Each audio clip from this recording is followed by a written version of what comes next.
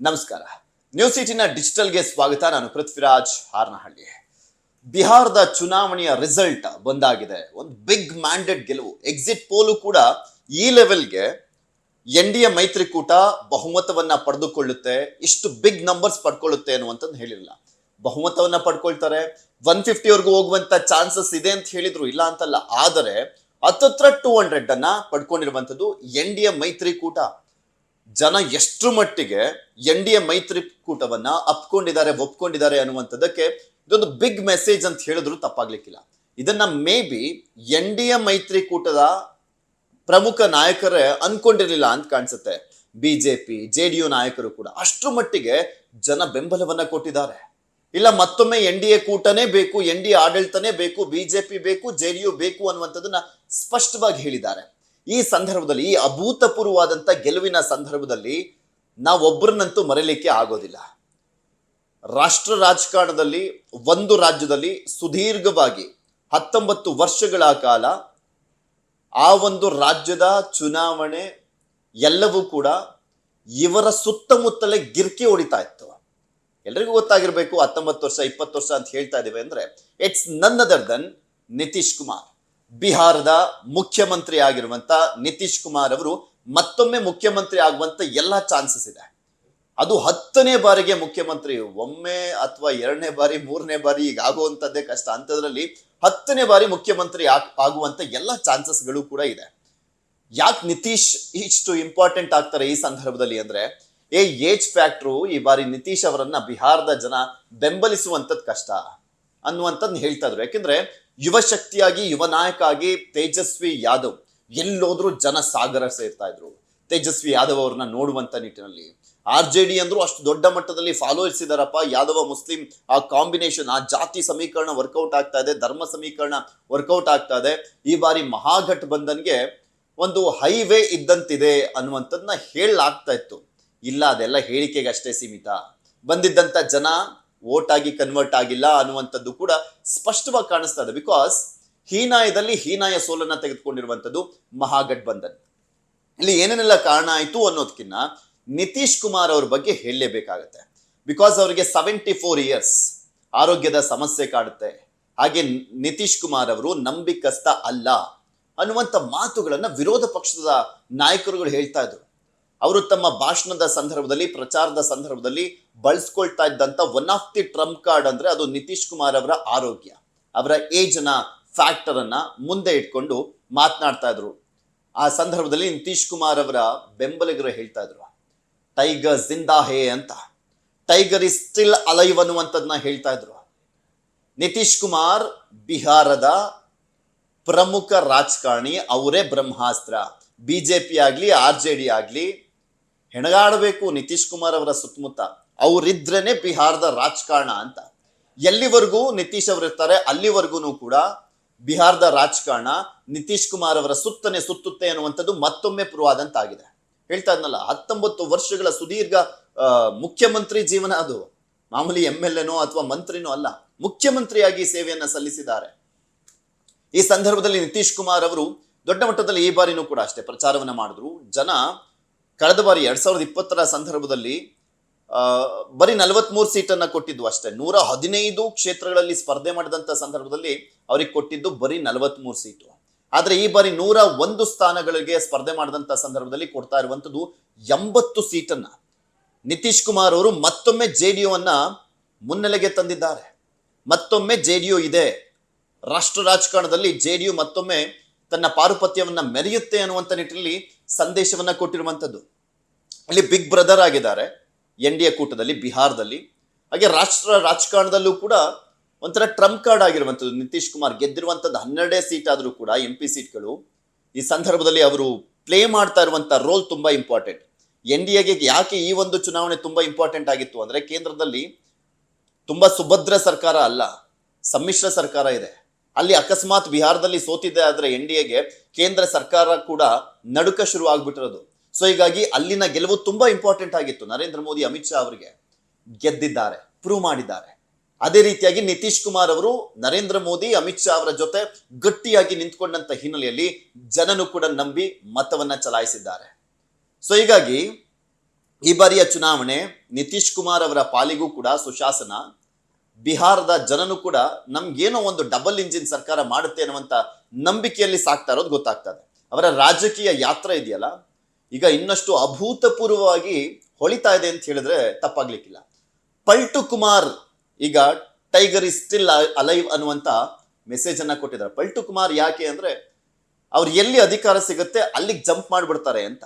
ಏನ್ ಜಂಪ್ ಮಾಡಿದ್ರು ಕೂಡ ಆ ಒಂದು ಅಸ್ತಿತ್ವ ಅನ್ನೋದು ಇಂಪಾರ್ಟೆಂಟ್ ಅಲ್ವಾ?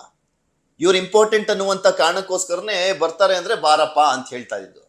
ಸೊ ಅದನ್ನು ಪ್ರೂವ್ ಮಾಡ್ಕೊಳ್ಳುವಂಥದ್ದು, ಅಷ್ಟು ವ್ಯಾಲ್ಯೂ ಅನ್ನ ನಿತೀಶ್ ಕುಮಾರ್ ಸ್ಟಿಲ್ ಬಿಹಾರದಲ್ಲಿ ಇಟ್ಕೊಂಡಿರುವಂತ ಹಿನ್ನೆಲೆಯಲ್ಲೇ ಮತ್ತೊಮ್ಮೆ ಮುಖ್ಯಮಂತ್ರಿಯಾಗಿ ಕಂಟಿನ್ಯೂ ಆಗುವಂತ ಎಲ್ಲ ಸಾಧ್ಯತೆ ಇದೆ. 74 ಏಜ್ ಆಗಿದ್ರು ಕೂಡ ಏಜ್ ಈಸ್ ನಾಟ್ ಮ್ಯಾಟರ್ ಅನ್ನುವಂತ ಮೆಸೇಜ್ ಅನ್ನ ಕೊಟ್ಟಿದ್ದಾರೆ. ಇನ್ನ ಜಂಗಲ್ ರಾಜ್ RJD ಇದ್ದಂತ ಸಂದರ್ಭದಲ್ಲಿ ದೊಡ್ಡ ಆರೋಪ ಇದ್ದಿದ್ದಂಥದ್ದು, ಅದನ್ನ ಆ ಆರೋಪವನ್ನ ಬಿಹಾರದ ಮಟ್ಟಿಗೆ ನೋಡೋದಾದ್ರೆ ತೊಡೆದು ಹಾಕಿದ್ದು ಅಂದ್ರೆ ನಿತೀಶ್ ಕುಮಾರ್. ನೋ ಡೌಟ್ ಅಭಿವೃದ್ಧಿ ಅನ್ನುವಂಥದ್ದು ಇರ್ತಾರಿಲ್ಲ ಬಿಹಾರದಲ್ಲಿ, ರೋಡ್ಗಳೆಲ್ಲ ಕೆಟ್ಟು ಕೆರ ಹಿಡ್ದೋಗಿದ್ವು, ಮತ್ತೆ ಯಾವಾಗ ನೋಡಿದ್ರು ಕಾನೂನು ಸುವ್ಯವಸ್ಥೆ ಅನ್ನುವಂಥದ್ದು ಕಂಪ್ಲೀಟ್ ಆಗಿ ಹಾಳಾಗೋಗಿತ್ತು. ನೀರಾವರಿ ವಿಚಾರದಲ್ಲೂ ಕೂಡ ಅಷ್ಟೇ, ಕುಡಿಯುವ ನೀರಿಗೂ ಪರದಾಡಬೇಕಾದಂತ ಪರಿಸ್ಥಿತಿ. ಅದೆಲ್ಲವನ್ನೂ ಕೂಡ ಎಷ್ಟು ಸಾಧ್ಯನೋ ಅಷ್ಟು ಮಟ್ಟಿಗೆ ನಿತೀಶ್ ಕುಮಾರ್ ಬದಲಾವಣೆ ಮಾಡ್ತಾ ಬಂದಂತ ಹಿನ್ನೆಲೆಯಲ್ಲೇ ಈ ಸ್ಟಿಲ್ ಅಲೈವ್ ಇನ್ ಬಿಹಾರ್ ಎಲೆಕ್ಷನ್. ಬಿಹಾರ್ ರಾಜಕಾರಣ ಜನ ಅವರನ್ನ ಕೈ ಬಿಟ್ಟಿಲ್ಲ ಅನ್ನುವಂಥದ್ದನ್ನ ಮತ್ತೊಮ್ಮೆ ಪ್ರೂವ್ ಮಾಡಿದ್ದಾರೆ. ನಿತೀಶ್ ಕುಮಾರ್ ಬದಲಾವಣೆಯನ್ನು ತರ್ತಾ ಹೋದಂತ ಹಿನ್ನೆಲೆಯಲ್ಲೇ ನಿತೀಶ್ ಕುಮಾರ್ ಇನ್ನೂ ಕೂಡ ಚಲಾವಣೆಯ ನೋಟ್ ಆಗಿದ್ದಾರೆ. ಇನ್ನು 2025 ಚುನಾವಣೆಯಲ್ಲಿ ಪ್ರಮುಖ ಸ್ಲೋಗನ್ ಅಂದ್ರೆ ನಿತೀಶ್ ಕುಮಾರ್ ಅವರ ಒಂದು JDU ಪಕ್ಷದ್ದು, ಅವರ ಕಾರ್ಯಕರ್ತರದ್ದು ಟೈಗರ್ ಅಭಿ ಜಿಂದಾ ಹೇ ಅನ್ನುವಂತ ವಾಕ್ಯ. ಅದಕ್ಕೂ ಮುಂಚೆ ಹೇಳ್ತಾ ಇದ್ರು ಜಹಂ ನಿತೀಶ್ ವಹಾಂ ಜೀತ್ ಸುಶಿಕ್ಷಿತ್ ಅಂತ. ಅಂದ್ರೆ ನಿತೀಶ್ ಕುಮಾರ್ ಅವರು ಇದ್ದಲ್ಲಿ ಅಧಿಕಾರ ಇರುತ್ತೆ ಅನ್ನುವಂತ ಒಂದು ಸ್ಲೋಗನ್ ಅನ್ನ ಕೂಡ ಮಾಡ್ಕೊಳ್ಳಾಗಿತ್ತು. ಈ ಗೆಲುವು ಅವರ ರಾಜಕೀಯ ಚತುರತೆಯನ್ನ ತೋರಿಸ್ತಾ ಇದೆ, ರಣತಂತ್ರವನ್ನ ತೋರಿಸ್ತಾ ಇದೆ. ಯಾವ ರೀತಿಯಾಗಿ ಅಧಿಕಾರವನ್ನ ಹಿಡಿಬೇಕು, ಮೈತ್ರಿ ಪಕ್ಷದಲ್ಲಿ ಇರುವಂತ ಸಂದರ್ಭದಲ್ಲಿ ಎಷ್ಟು ಮಟ್ಟಿಗೆ ಮೈತ್ರಿ ಪಕ್ಷಗಳನ್ನ ಕೂಡ ಬಳಸ್ಕೊಂಡು ನಾವು ಅಧಿಕಾರವನ್ನ ನಡೆಸ್ಕೊಳ್ಬೇಕಾಗಿದೆ ಅನ್ನುವಂಥದ್ರ ಬಗ್ಗೆ ಸಮ್ಮಿಶ್ರ ಸರ್ಕಾರ ಬೇರೆ ಬೇರೆ ರಾಜ್ಯಗಳಲ್ಲಿ ಬರ್ತಾವಲ್ಲ ಅಂಥವ್ರಿಗೊಂದು ಎಕ್ಸಾಂಪಲ್, ಒಂದು ವೇದಿಕೆಯನ್ನ ಸೆಟ್ ಮಾಡಿಕೊಡ್ತಾ ಇದ್ದಾರೆ, ಒಂದು ಕ್ಲಾರಿಟಿಯನ್ನ ಕೊಡುವಂತ ಕೆಲಸವನ್ನ ಮಾಡ್ತಾ ಇದ್ದಾರೆ. ಹಾಗೆ ರಣತಂತ್ರ ಅಂದ್ರೆ ಹೇಗಿರಬೇಕು ರಾಜಕಾರಣದಲ್ಲಿ ಅನ್ನುವಂತ ಒಂದು ಮೆಸೇಜ್ ಅನ್ನ ಕೂಡ ಕೊಡ್ತಾ ಇದ್ದಾರೆ ನಿತೀಶ್ ಅವರು.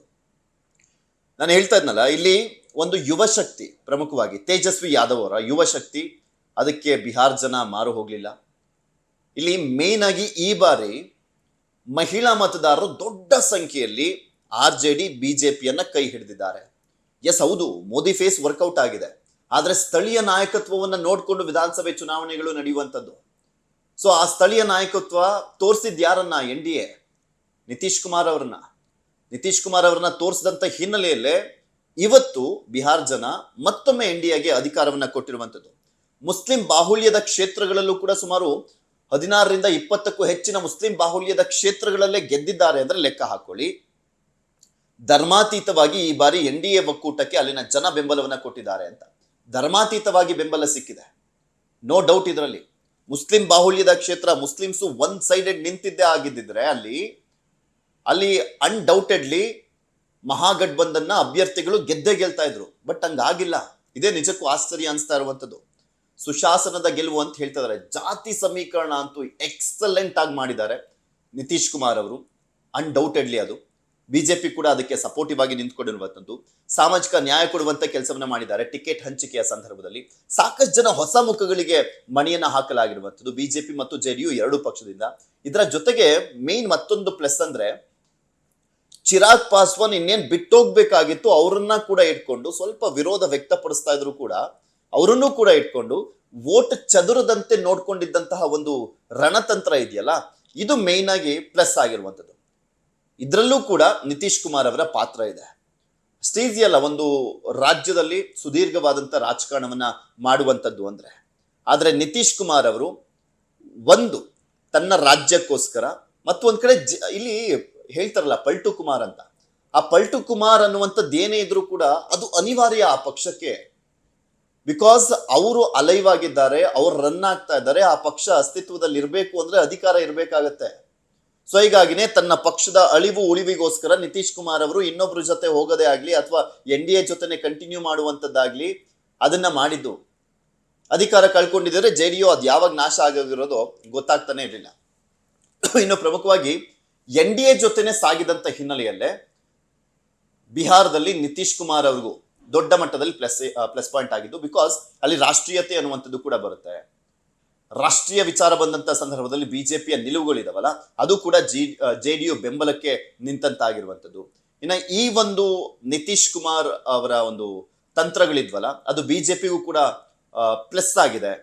ಅದು ಕೇಂದ್ರ ಸರ್ಕಾರಕ್ಕೆ, ಸ್ಪೆಷಲಿ ಮೋದಿ ಅವರಿಗೆ ಇದ್ದಿದ್ದಂತ ಒಂದು ಭಯ ಸ್ವಲ್ಪ ಮಟ್ಟಿಗೆ ಕಡಿಮೆ ಆದಂತಾಗಿದೆ. ಬಿಕಾಸ್ ಅಲ್ಲಿ NDA ಸರ್ಕಾರ ಬಂದಂತ ಹಿನ್ನೆಲೆಯಲ್ಲಿ ಈಗ ಒಂದ್ ಸ್ವಲ್ಪ ನಿರಾತಂಕವಾಗಿ ಬಿಜೆಪಿ ಆಡಳಿತವನ್ನ ಮಾಡಬಹುದಾಗಿದೆ. ಯಾವುದೇ ರೀತಿಯಾದಂಥ ಪ್ರಾಬ್ಲಮ್ ಕೂಡ ಕೇಂದ್ರ ಸರ್ಕಾರದಲ್ಲಿ ಅರೈಸ್ ಆಗೋದಿಲ್ಲ ಅನ್ನುವಂಥ ಒಂದು ವಿಶ್ವಾಸ ಅಂತೂ ಈ ಗೆಲುವಿನ ಮುಖಾಂತರ ಬಿಜೆಪಿಗೂ ಕೂಡ ಬಂದಂತಾಗಿದೆ. ಸೊ ನಿತೀಶ್ ಅವರು 10ನೇ ಬಾರಿಗೆ ಮುಖ್ಯಮಂತ್ರಿ ಆಗುವಂತ ಸಾಧ್ಯತೆ ಇದೆ. ಕಾದ್ ನೋಡೋಣ. ಅವರೇ ಕಂಟಿನ್ಯೂ ಮಾಡುವಂತ ಎಲ್ಲಾ ಸಾಧ್ಯತೆ ಬಿಜೆಪಿ ಇರುವಂತದ್ದು. ಬಿಕಾಸ್ ಅವರನ್ನ ಕಂಟಿನ್ಯೂ ಮಾಡಲಿಲ್ಲ ಅಂದ್ರೆ ಕೇಂದ್ರ ಸರ್ಕಾರದಲ್ಲಿ ಹೆಚ್ಚು ಕಮ್ಮಿ ಆಗುವಂತ ಸಾಧ್ಯತೆ ಕೂಡ ಇರುತ್ತೆ. ಅಸಮಾಧಾನಗಳು ಆಗುವಂತ ಸಾಧ್ಯತೆ ಇರುತ್ತೆ. ಬೇಕಿದ್ರೆ ಮತ್ತೊಮ್ಮೆ RJD ಜೊತೆ ಹೋಗುವಂತ ಸಾಧ್ಯತೆ ಕೂಡ ಇರುತ್ತೆ. ಕಾದ್ ನೋಡೋಣ ಯಾವ ನಿರ್ಧಾರವನ್ನ ಮಾಡ್ತಾರೆ ಅಂತ. ಧನ್ಯವಾದ. ನಿರ್ಭೀತ, ನಿಷ್ಪಕ್ಷಪಾತ, ವಿಶ್ವಾಸಾರ್ಹ ಸುದ್ದಿಗಳಿಗೆ ಮತ್ತೊಂದು ಹೆಸರಾಗಿರುವಂತ News18 ಕನ್ನಡ ಈಗ ಆಪ್ನಲ್ಲೂ ಲಭ್ಯವಿದೆ. ದಯವಿಟ್ಟು ಇಲ್ಲಿರುವ QR ಕೋಡ್ ಅನ್ನ ಸ್ಕ್ಯಾನ್ ಮಾಡಿಕೊಂಡು ಆಪ್ ಅನ್ನ ಡೌನ್ಲೋಡ್ ಮಾಡೋದಕ್ಕೆ ಮರಿಬೇಡಿ. ನಿಮ್ಮ ಬೆಂಬಲ ಹೀಗೆ ಸದಾ ನಮ್ಮೊಂದಿಗಿರಲಿ. ಧನ್ಯವಾದ.